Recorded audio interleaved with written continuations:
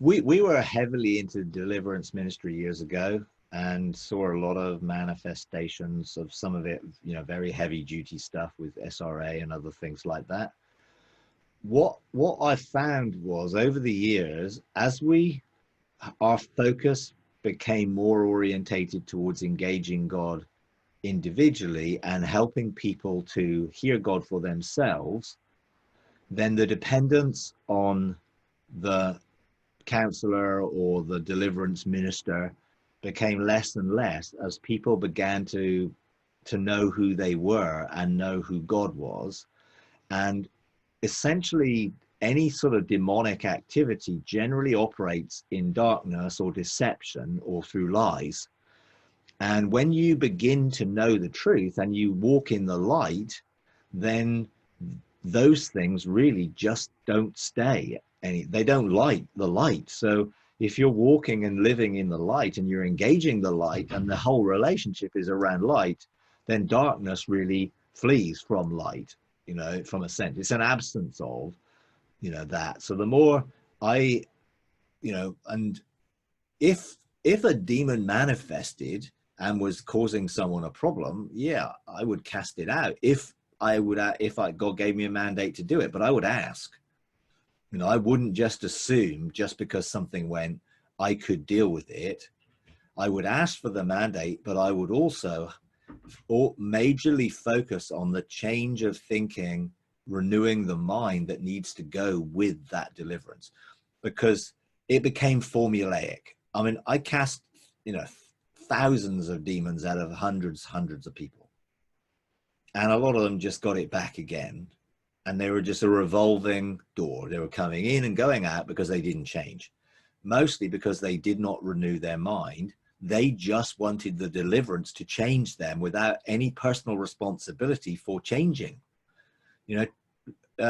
We change when our thinking changes to align with what God thinks. That doesn't happen just by deliverance or lie busting or any other of the ministers that are out there. You can have a lie bust, but if you don't break the neural pathways to those systems of belief, you'll struggle because they will still be oppressing you with outside thoughts, even if they're not operating from the inside. Same with court cases. All of these things are the next thing. You know what I mean? It's that everyone's looking for the quick fix. This is easy. If you do this, it'll all be done in 10 minutes. It just never is going to be, because it's about a process of transformation, which is a relational process. And therefore, when it comes to engaging with the sort of inner healing, sort of change transformation process, I would encourage people to be relational about it and to apply it. You apply a court case, get the verdict by all means, but apply that verdict every day. I am living according to this truth. That changes the neural pathways, which are linking a trigger to a thought pattern, to a behavior, and it's usually a spiral into that behavior, to here's the thought, I'm taking captive the thought, and now what that trigger goes to is the verdict. I am free from that. But you have to take captive the thought. And if you don't capture it at that moment, you become double-minded and unstable. And that's when the problems arise. And most people who have had a court case or done a lie bust, as soon as the thought comes, oh no, it didn't work. And immediately they're in unbelief and doubt. And that is an attraction for the lie that they believed, for whatever habit or something or mindset you're trying to break, and also in it, I would not encourage people to focus on the negative. Don't try not do something. Actually replace what you were doing with something more positive. Think of the positive, and the negative has no room within you. If it, I've quoted this before, it's sort of like, don't think of a green door, don't think of a green door, don't think of a green door. And all you're doing is not thinking of a green door, but you are thinking of a green door, trying not to think of a green door. So, don't be subject to that. Don't be subject to that. And all you're doing is giving it room in your thinking to occupy your mind. Whereas if I say, think of a red door, think of a red door, think of a red door, you're so focused on the positive thing, you're not even got room for the negative. And I think, I would definitely encourage people to focus on engaging with God to bring that change and transformation, and then let him deal with or bring up whatever he wants to do, rather than going digging for behaviors. Now, if a trigger comes, or if you react in a certain way, which is an indication of why, there's a reflective process. Why did I react to that person the way I did? Why was I angry, or why was I embarrassed, or why was I defensive, or why was I whatever?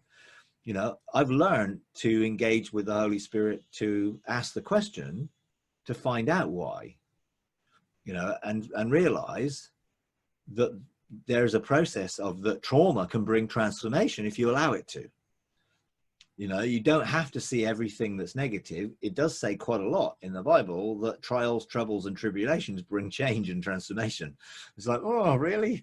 Is that? But actually, does that mean God brought those things? No, but he knows that he can use those things because they are life triggers and things that happen to us that he wants to bring good out of and redeem. And therefore, if we take the things that happen to us in a way which is a positive opportunity for change, rather than a negative, oh, I'm oppressed by this, then everything changes. And I think attitude is a lot to do with how we deal with most situations. If I have a positive attitude to it and see this as an opportunity for change, then I will embrace the change and be transformed. If I get negative about it and blame, and then don't forgive, and have a blame culture, whether it's to do with people or other, or even God, why did you let this happen to me, God? You're supposed to look after me.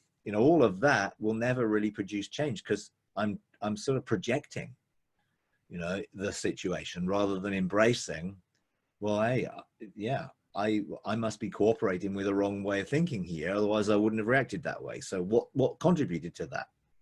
Show me, and I've learned to do that, in my life, and see some of these things as great opportunities, and the more intimate you get with God, particularly if you start engaging things that requires a greater level of authority, I guarantee it will challenge certain partnerships with thinking you've got in your life.